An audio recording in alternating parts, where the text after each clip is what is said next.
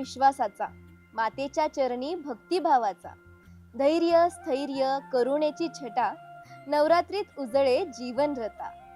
नमस्कार. आज नवरात्रीचा तिसरा दिवस आणि आजचा रंग आहे निळा. निळा रंग हा शांती, सामर्थ्य आणि आत्मविश्वासाचं प्रतीक आहे. आजच्या दिवशी सामर्थ्याचा अनुभव घेण्यासाठी सजून उठा, खास विमल सन्सच्या निळ्या साड्यांमध्ये.